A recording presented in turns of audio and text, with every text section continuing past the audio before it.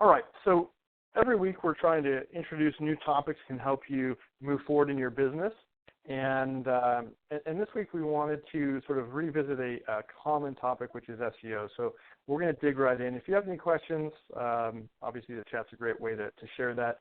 And also we are looking for input on future office hours so that it can be as useful and actionable to you as possible.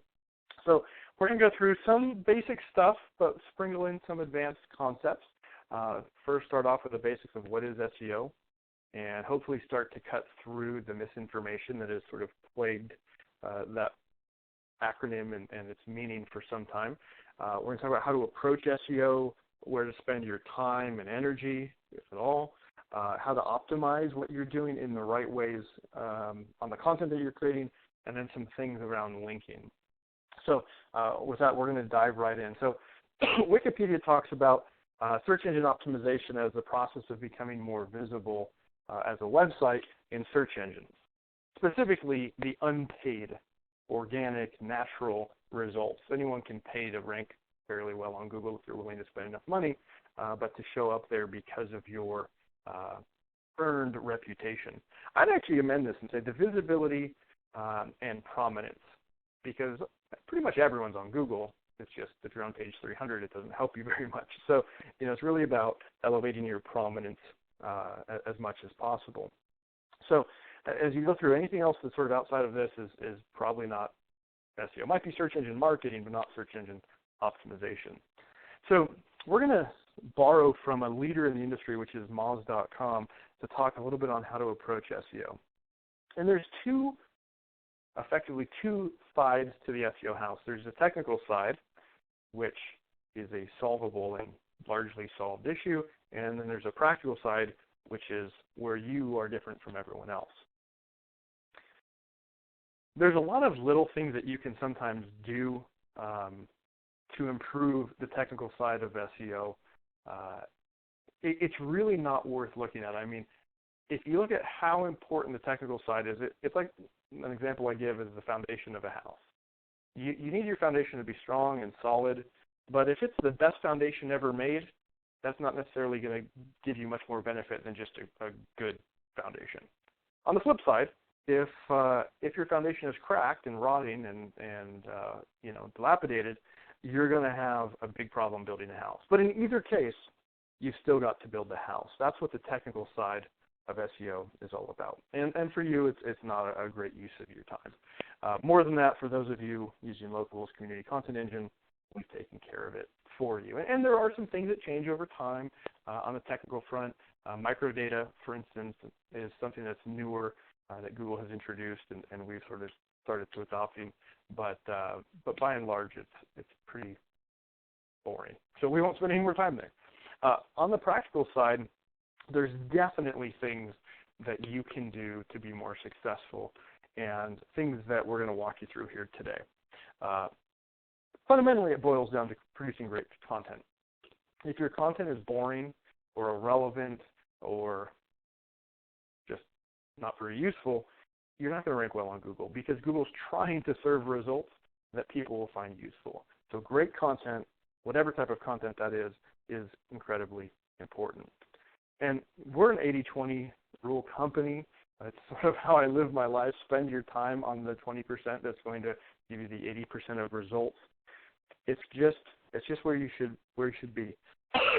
Getting content up is important, and it's got to be good.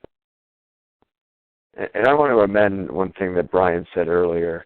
When you're talking about SEO, there's these two sides of the equation. But if you work with Locable and you're using the community content engine, your time is going to be much better spent on creating great content.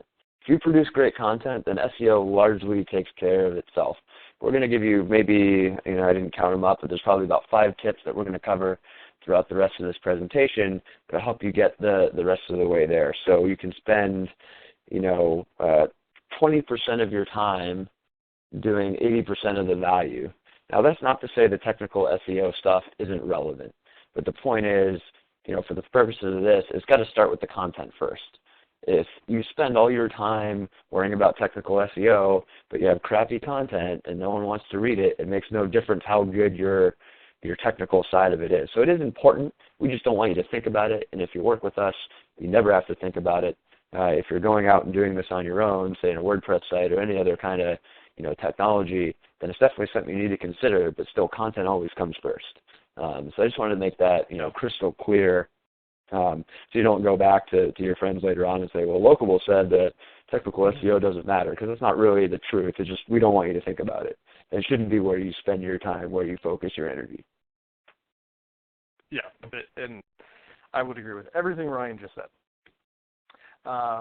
There's a quote that comes from Dharma, who's, I think he's the CEO of HubSpot, really smart guy when it comes to SEO and inbound marketing.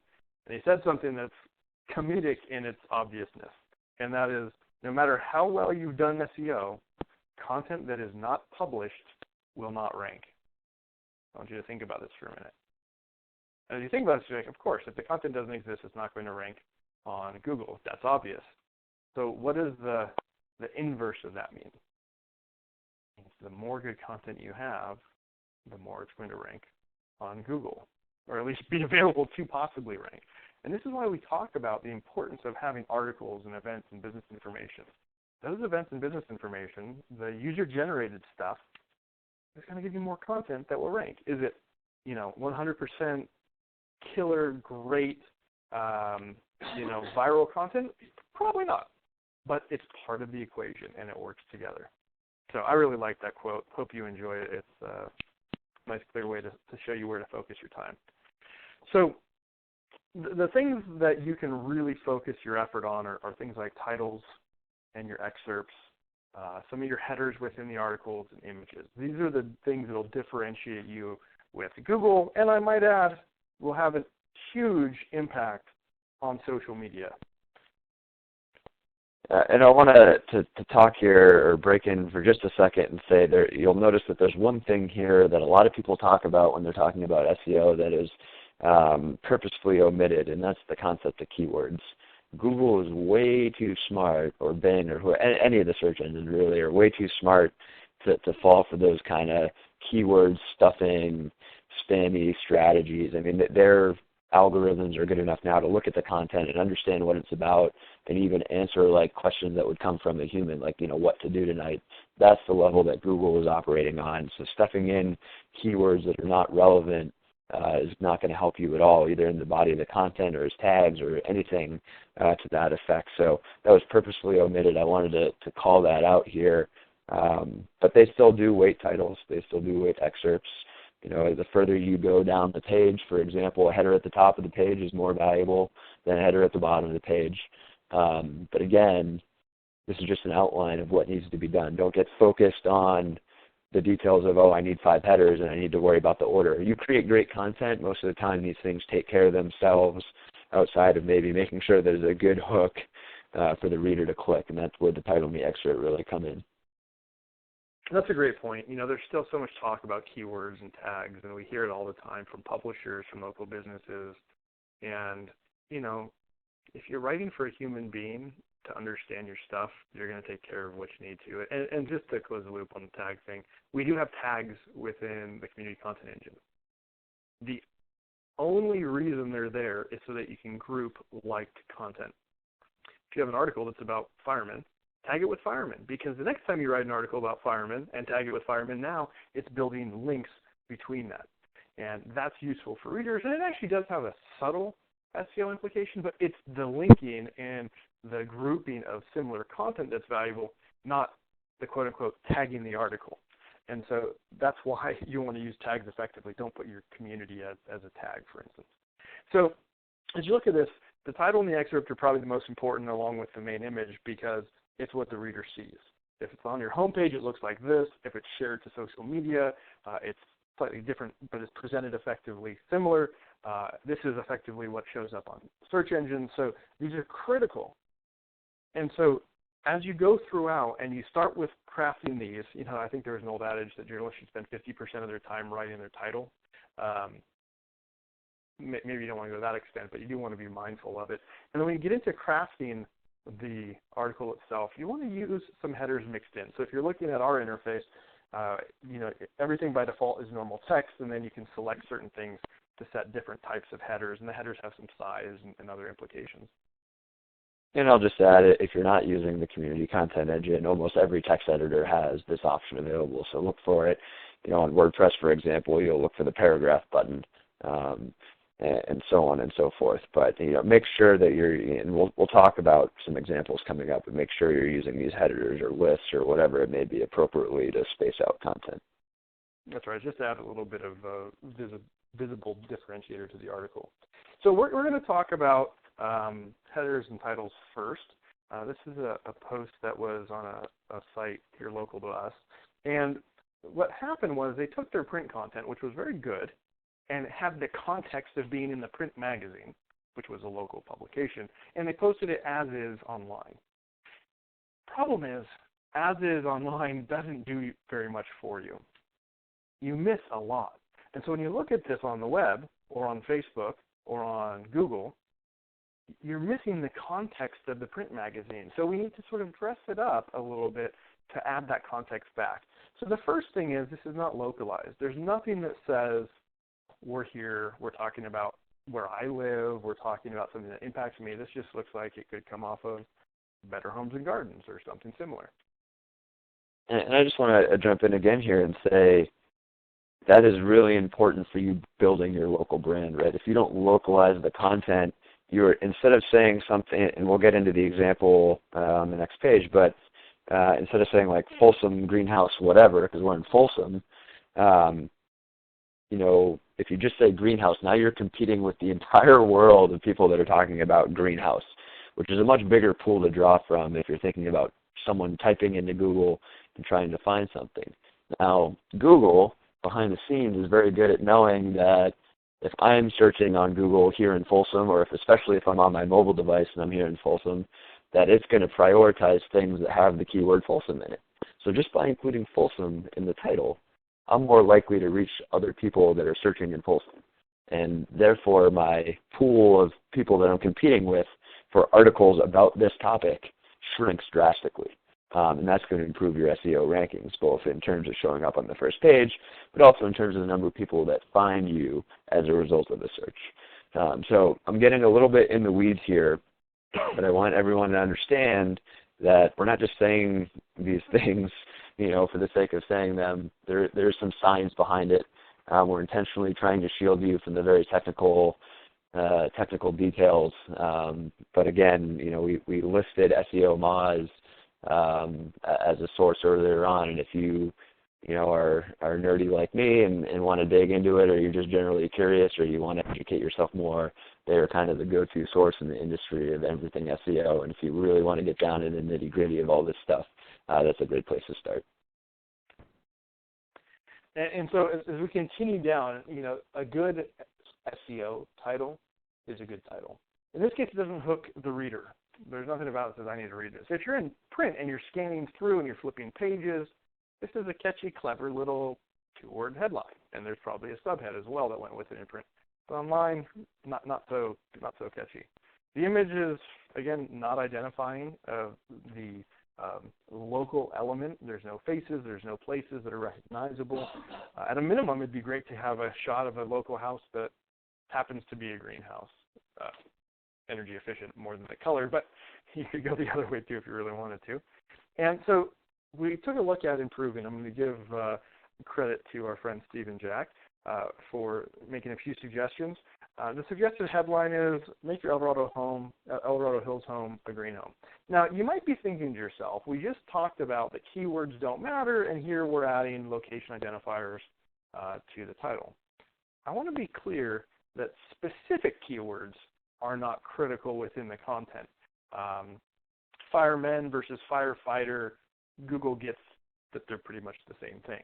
However, without the location, it's a dramatically different meaning. And that's what you want to get to, is what's the meaning that you're conveying. And so if you're trying to reach people in El Dorado Hills, and if somebody sees this and goes, wow, this is really about me because I live in El Dorado Hills, that's a good title, plain and simple, and it's really useful for Google because of the make and match piece that Ryan was talking about. Then as you go to your subhead, you can see that just adds a little bit more to the excerpt, and all of a sudden Sacramento County Sustainable Living Experts offer, and then you've got what you already had there. So it just gives you more context. It's more engaging. You've got the sort of professional expert reference piece. It's really just a nice improvement. And you can see it doesn't take that long. It doesn't take that long. So think about how you can improve some things along the way. Yeah, so I think the important thing to take away from what Brian just said was that it's all contextual, right? We're not just doing greenhouse dash Eldorado Hills, right? Google isn't going to like that. Your readers aren't going to like that. That's keyword stuffing. Google's going to look down on you, and that's no good. But by using it within the context of what the story is about, it totally changes the meaning. It makes it okay. So there is some nuance to it, right? You can't just be lazy about it. Again, it comes down to content first. Now, if you can make the keywords work within the content, then great. Everyone wins. Everyone's happy. Google's happy. Your readers are happy. Your advertisers are going to be happy. But if you're lazy about it and you try to just throw on keywords that really don't make sense within the sentence, and then you're going to end up on the wrong side of the road or stick, or I don't know what the right analogy is here. But in any case, it's all about context. Your article will basically suffer. People won't share it, and it won't really matter. So if you think to yourself, okay, this would take a little bit of time. I've got a few options. I can not post my print content or a piece of content. I can post it just as fast as I can, or I can take a little time to improve it. What's the difference? Well, we're talking about a difference if you make this a practice of 10x, maybe even 100x in terms of the number of people who see and engage with an article. So if you don't really do this sort of thing and you post this, you might get a few dozens of views. If you start to use the right approach and you build this up and you're using it with social media and email and SEO, you'll get hundreds and potentially thousands of views on the exact same article. So it's a real difference. We're not talking about a couple percentage points. We're talking about significant differences. So we're going to continue. Just a couple more little examples. These were some reworked titles and excerpts. Again, notice a location identifier, pretty bold topic in this case. The excerpt includes the woman's name and the organization, and again, another location identifier. When you share this, when people see it on Google, it's very, very compelling if you're in these markets, and that's the key, right? Again, one more example. Location identifier, local business known to the community, and then, of course, cancer. So you can see a theme here. This builds up your locally differentiated brand and reinforces it on Google. Yeah, and one thing I thought of that I didn't put in the slides here is that the title and the excerpt, obviously it shows on the carousel on your site, and it shows, anywhere there's a snippet. But this is also what's going to show up in Google search results. It's the title and the little description underneath. So, pay attention to how long these are. There's no, I could give you specific guidelines, and we do have some counters in the community content engine to give you that guideline. But, these are about the right length. Maybe the excerpt can be a little bit longer or shorter, depending on the thing. But, as long as the context is there, it's great. But these are all serving multiple purposes, right? And the idea is people need to know exactly what it is that they're going to read when they click on this link, if they see it in Google or they see it on your homepage. And if you're reading these titles right before you hit the publish button, and you're not sure that it properly describes what the article is about, then there's probably a little bit more tweaking to do.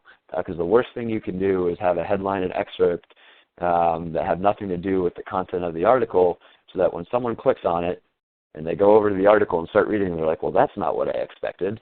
That's the worst possible situation you can run into, because then they're never going to trust your links again. Just think about back to your Google searching tendencies and experiences. If you click on a link from a website expecting to find one thing and you find something other, even if you see other links from them, you're likely to skip over them in the future. So like Brian said, I think it's a great point. You can expect 10 to 100x improvement doing this over the long run in terms of driving traffic to your site. But not doing it is equally damaging, because you lose the trust, the people looking for your content. So on the one hand, you've got not including enough of a description or local identifiers. But I will warn against too much as well. If your excerpt of this lower option here says, $51,000 were raised on September 19th for this organization, now all of a sudden you've given away so much information that I have very little incentive to actually click the link, whether it's from Google, whether it's from Facebook. So you want to be mindful of what you're putting out, sort of make it intriguing, and then what you're holding back to make it worth reading. And those things will dramatically impact your engagement and your traffic. So now we're going to go through optimizing the content of the body of an article here. So first thing is, especially for your web-only content, since it's being written in real time, make your paragraphs short. A one-sentence paragraph, it's fine. I mean, you might not want them all to be one sentence, but make them short because people like to scan. The brain processes information, and big chunks of information are harder to process than small chunks. Now, you're in luck because with Locable, we already use narrow columns so that people's eyes don't have to travel too far left to right. And that's another piece of this, but width and height, or length, I suppose, of paragraphs is important. It actually encourages reading. So even though I'm a scanner, it allows me to jump to the stuff I really want. And once I'm engaged, I might go back and reread the entire article, as opposed to if I see this monolithic block of text, I'm out of here. It's far easier for people to understand and digest, and it's actually easier on the eyes. So if you have older readers in particular, it's a much easier reading experience, and it plays better on mobile. So use short paragraphs. And here you can see an example, right? And this actually covers a couple of things. It's got a clear delineator. It uses some lists. It's got short paragraphs. It's got some nice spacing between paragraphs. So these little things, does it explicitly improve SEO because they're shorter paragraphs? That may be up for debate, but it makes your content better, and the more people read it and share it, the better off you are. Yeah, and I'll just say, while titles and excerpts are definitely a higher priority than this, the more people that view this article, I mean, Google's smart enough to figure that out too. They have Google Analytics. They built that tool and give it away for free for a reason, and they use that information to help affect, maybe not directly because, they don't want to get into privacy issues and all that stuff, but it'd be foolish to think that they're not using that in some way, shape, or form. And if people come to your site and to read this article and leave immediately, that's a signal to Google that they don't like the article. And that could be something to this. It could be just as simple as the layout. Of why they're leaving the site. It could be other things as well. It could be just the content was very good, which again comes back to creating great content from the start. But these things are important. They're less important than the first two things we covered. So just think about this as a hierarchy. And then whereas on the next slide or the next couple slides when we start talking about linking, that may actually be even more important than optimizing the content. We've got great debate about the priority of things, but this is our layout, and this is where we think you should focus your time. Indeed. So to go with the short paragraphs, if you have lists and you can create lists, that's really an effective way to communicate information. No one's going to complain about an article being too short and quick to read if it's quality. You're going to make sure that your headers, if you do use headers, include secondary keywords. Again, these are more of the identifier, contextual, scannable keywords, not the I'm tagging my article to spam Google thing. And finally, cross-linking where appropriate. I put cross in brackets. Links are good. Links say, hey, we're playing the game. We're linking out to people who've got good content. And then, of course, cross-linking is internal within your own site. Links help the user have a better experience, and this is how Google crawls sites from link to link. So you're going to want to use these in your content. Another reason why you can't just take print content and put it online. You don't have links in print, and you need them. It adds context. I also mentioned you don't have videos or massive photo galleries in print either, and those are very easy to do online. Now, cross-linking uses our local content ecosystem approach to tie together related content outside of tags themselves. Articles that refer to a business or an event should link to that business or event. Events, by definition, take place at local venues. These things should be interconnected. So it's really a great thing for SEO because, again, Google crawls your site, bouncing link to link. The links sort of help them build out an overview of what's related and what the context is. So even internal links are quite powerful. It's great for discoverability. My kids are young, and so chutes and ladders came to mind. You bounce along in order until you get to a ladder and you climb up to somewhere else, or a chute and it pulls you down to somewhere else. Think of links like this, only there's no negative. It gives you more things that you wouldn't have otherwise found or experienced or whatever. And ideally, if your website is this game board, you want people going around and around and around, ideally sharing some stuff in the process. And so that's what these links allow you to do. A lot of articles are dead ends. There's no links. There's no additional continue the conversation. It's just, okay, you've reached the end. Go away now. Now, here's an example of how everything is tied together. So here you have an event, and it's got a venue, which is Cafe Cecilia. When you go to the Cafe Cecilia directory listing, you can see it's been tagged and linked to in a couple articles. And so it links from the listing to the articles, and the articles then link back to the listings, and the cycle continues. You can literally wander around reading about stuff related to Cafe Cecilia. This is great, and it helps you rank in Google for things like Cafe Cecilia. Sure, Mansfield Magazine should rank well for Mansfield Magazine, but what about all the other things locals are searching for that you have content about? This is what internally linking does. Now, just as important as I said before, you could post your content without adding these links, and it would be faster. But not much faster, and definitely not worth the trade-off. If you're going to make the effort, you might as well get some benefit out of it. So how do I accomplish this internal cross-linking? Well, we've got some great tools for you. In the interface, you can add either a link or a content snippet, and you can choose. The link looks like a little chain link, and to the right, a couple arrows for content snippet. And then you can choose the type of content you want to link to or insert, depending on the situation. The articles, events, business directory listings, and pages. If you're inserting a content snippet, you've got two image sizes, a thumbnail or medium. We kind of like the medium option, but it's up to you. You just simply start typing out. In this case, the search would have been, New Year's resolutions, and it would have suggested a series to you, and then you make your selection. It inserts, and it's done. So the more content you have, the more content you can reuse, and it becomes a beautiful cycle. It also means your calendar and directory are more valuable. The more that you post content there, the more that others post content there, the more you can link to and recycle that content. You'll also want to make sure that in addition to inserting this content, which links from the article to the event or directory listing, that if you refer to a business, that you also tag them as related listings, which is in the right-hand sidebar.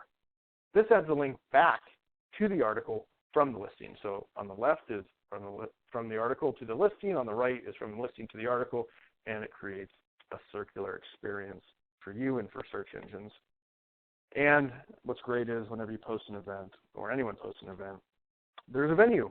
That venue is in the directory, or at least it's created and it's thus added to the directory. And so an automatic link is added between events and directory listings, which means you don't even have to think about it. It just happens. Now, we're going to transition a bit and talk about two types of content that are really great for SEO that can be modularized and used over and over again. On the one hand is guides, on the other is columns. So I want to highlight that in all of these, you can hit on the highlights that we had from before, from locally focused titles and headers to great local images, because if I recognize an image, I'm likely going to click on it and engage with it and so forth. You can obviously reach out and connect to business groups, businesses and local groups. And again, if I'm in those businesses or in those groups, it means I'm more likely to engage with that content. You can create the short paragraphs and sections, and of course, they can be sponsored. If you missed any of our earlier office hours from this year, you're going to want to check those out on all the various types of sponsorships and how publishers are making money from content. Yeah, and I'll just chime in. Far be it from us to make it through an entire presentation without talking about the revenue side, but SEO, if you look at it in the right, lens, significantly contributes to the revenue side of the equation. All right. If you're doing all these little things which take, an extra minute, maybe two, every time you publish an article, that's going to build up traffic. All right. As you build up traffic, You get more eyeballs, advertisers become more interested, makes the sales process easier for you to close. It has all these benefits beyond just being found in Google or Bing or Yahoo or whatever it may be. And of course, as you're creating content, you're creating tremendous value for both your readers and your advertisers. So, this is SEO.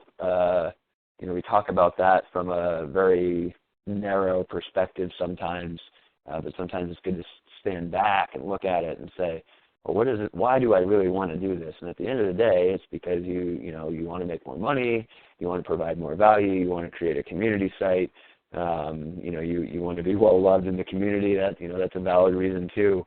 And this is just one step in the equation. That's why we talk about the 80-20 rule. It's not the only thing you need to do, and we realize that it's not the only thing you need to do.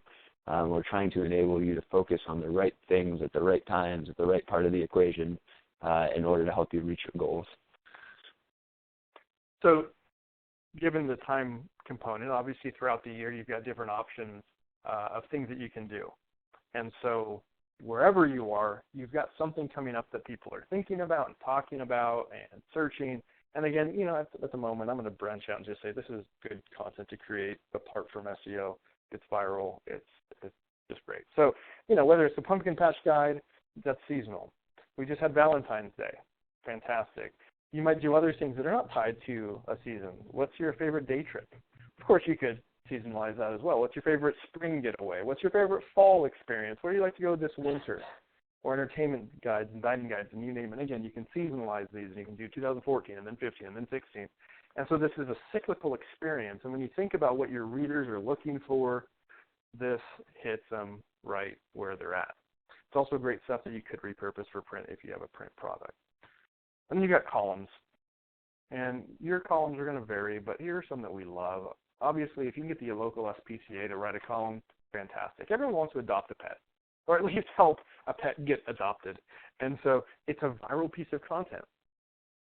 I wonder if a local pet store would want to sponsor that. I'm thinking yes. How about the PTA? How many parents are readers of your publication or in your community that you'd like to reach? Or FACE. FACE is a major component in our country. How about you highlight local activities and opportunities to get involved? Same with sports or economic development, and the list goes on. We do find that in many communities, especially sort of suburbs, people love reading about new stores going in, especially if it's a new chain coming to town or new openings and closings and so forth. So you might want to think about shopping. Not necessarily in the sense of, what's hot right now, but in the sense of here's what's going on. Business activity and painting it in the right consumer perspective can be quite engaging. And again, all of these can be sponsored. And at a minimum, they're relatively easy to produce and just great engaging content. So again, focus on great content. Focus on what's going to play most for you. Use Google Analytics. Watch your stats on Facebook. See what people are engaging with. If it falls flat, and then you try it again, and you sort of play with how you do it, and it falls flat, and you try another approach to your titles and your pictures, and it falls flat, maybe that thing shouldn't continue. Or maybe you'd be better off spending your time somewhere else. So really focus on the things that are going to give you the most bang for your buck and the most return on your time. So we hope that this was useful in sort of sussing out where to spend some time for improving SEO and your general engagement online. Contact us if you need any help with anything, and we'd love to chat with you about what we can do. Thanks so much. See you next week.